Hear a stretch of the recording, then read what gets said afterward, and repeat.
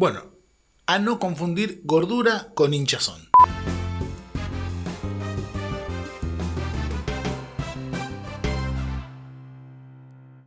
Si bien el comienzo no fue muy académico, es un dicho que decía mi abuelo que a mí me encanta mucho, y es eso, no confundir una cosa con la otra.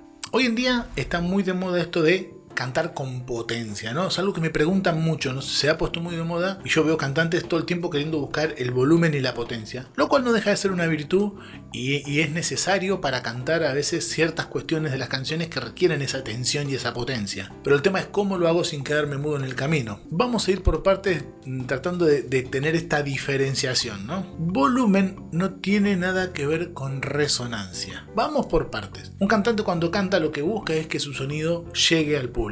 Tenga micrófono o no tenga micrófono. Entonces lo que buscamos es que nuestro sonido se proyecte, que es algo que te piden mucho en la ópera. Proyecta tu sonido. Y eso está muy asociado a la resonancia. Y la proyección y la resonancia no tienen absolutamente nada que ver con el volumen de la voz, que tiene que ver con el peso, con el volumen, como su palabra lo indica. Entonces generalmente ¿qué hacemos? Asociamos rápidamente, nos piden proyección, nos piden resonancia y ¿qué hacemos? Le damos volumen, le damos carga. Y la carga no va a ser posible si la voz no tiene un lugar donde desarrollarse y si genéticamente estoy dotado de un espacio como para poder darle esa carga y ese volumen.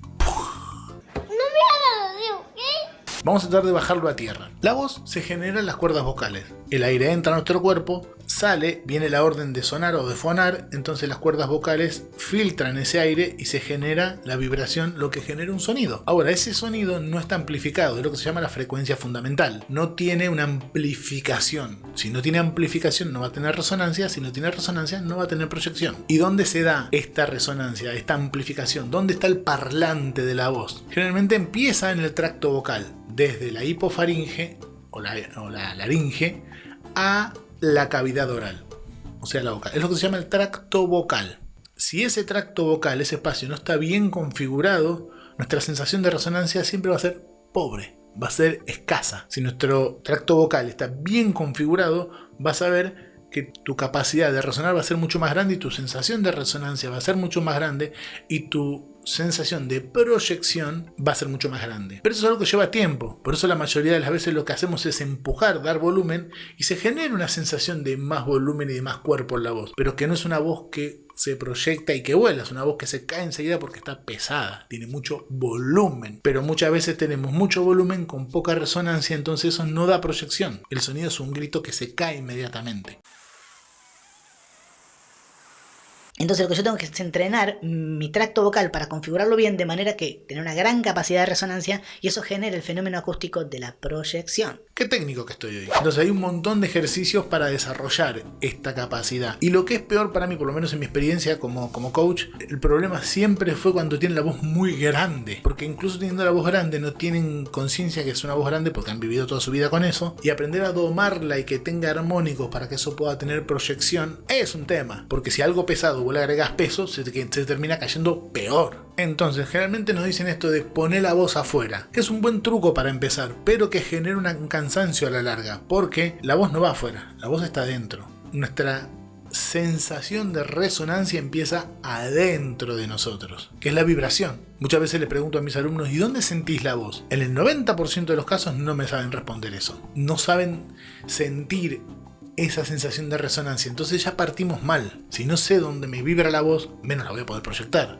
menos voy a poder incrementar esa sensación de resonancia para que se genere ese fenómeno de la proyección cada vez mejor y más fácil. Entonces, bueno, vamos al punto, ¿cómo es que logramos este tipo de sensación, ¿no? Primero, en principal, es no sobrecargando el instrumento, ¿no? Hay un montón de ejercicios de tracto vocal semiocluido que se llaman, que son ejercicios donde trabajo con la boca o muy cerrada o cerrada completamente, ¿no? Esto obviamente que depende cada persona, depende cada situación puntual. Lo mejor siempre es la guía de un maestro. Nunca te mandes a hacer estos ejercicios solos. Esto funciona solamente a modo informativo. No te mandes a hacer esto solo porque lo más probable es que lo hagas mal. Mejor dicho, es seguro lo hagas mal porque, sobre todo si estás empezando, porque no tenés una percepción todavía de tu instrumento real como para hacerlo. Así que atenti. Pero los ejercicios de tracto vocal semiocluido, para mí lo que más éxito he tenido, tanto como cantante como con alumnos, es realmente la famosa M.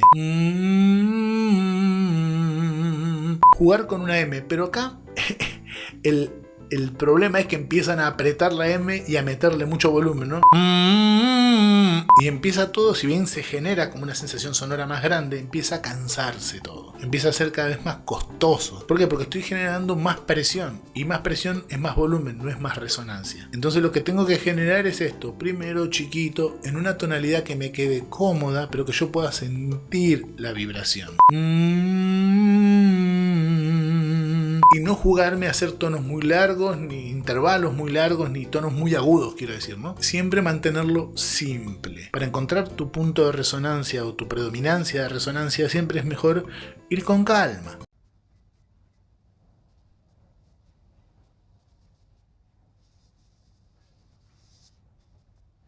Chiquito, con paciencia, sentir eso. Eso sería un ejercicio de tacto vocal ocluido, porque tengo la boca totalmente cerrada. Después los de semi-ocluido, a mí hay uno que me divierte muchísimo, que es cantar con la boca entrecerrada, ¿no? Por ejemplo, estoy mirando atrás y puedo ver vida entera. Este ejercicio, que es muy chistoso, no parezco un mal ventrílocuo, pero lo que se genera es que el espacio interno, que es donde se va a dar la amplificación del sonido, empieza a configurarse más efectivamente. ¿Por qué? Porque le estoy dando flexibilidad y disociación a los músculos internos, mandíbula, lengua y labios, pero la parte interna, incluso el velo del paladar, que todo eso trabaje de una manera flexible. Todo tiene que estar flexible, porque imagínense que el sonido va a encontrar lugar si se lo doy. Va a correr con libertad si hay espacio. Si no hay espacio porque los músculos están todos achicharrados y todo duro, no va a haber sonido. Lo único que me va a quedar es empujar, tratar de generar más volumen, y voy a generar un sonido más estridente, más feo, y que me va a costar más trabajo hacer. Por ende, el cansancio y la lesión están a la vuelta de la esquina. Estos son 2 ejercicios para puntualizar, 2 ejercicios más o menos, porque hay un montón más y depende mucho de la realidad de cada persona. Como para pasar un poco en limpio toda esta historia, lo importante es entender que volumen no es igual a resonancia, y que el volumen no tiene nada que ver con la proyección, que la proyección está mucho más asociada a la resonancia, y la resonancia es un estado interno que no está afuera, no es algo que yo puedo buscar afuera, la tengo que buscar adentro mío, explorarla, porque esta resonancia se va a mover dentro de mi cuerpo y eso va a generar lo que es la sensación o el fenómeno acústico de la proyección. Esto siempre conviene, y repito y no me canso de repetir, la asesoría de un maestro, que alguien que conozca este tipo de ejercicios y te pueda guiar, y sobre todo pueda diagnosticar tu situación, porque no es lo mismo vos que otra persona. Cada persona empieza en un lugar distinto en el canto, y los maestros tenemos que ir a buscar al alumno a ver dónde está y desde ahí partir y darle lo que necesita. No todos los ejercicios sirven para todo el mundo. Y este fue el video de hoy, así que espero que te sirva. Déjame en los comentarios qué te pareció, si descubrís algo, si te parece interesante, qué experiencia tuviste con este tipo de ejercicios, o si es que te cuesta la resonancia, etcétera, etcétera, etcétera. Compartí este video con alguien que creas que le puede interesar, así seguimos compartiendo esta aventura de aprender, crecer y cantar. Te invito a seguirme en mis redes sociales, siempre estoy ahí a tu disposición y compartiendo otro tipo de contenido. Y nos vemos la próxima para un nuevo video.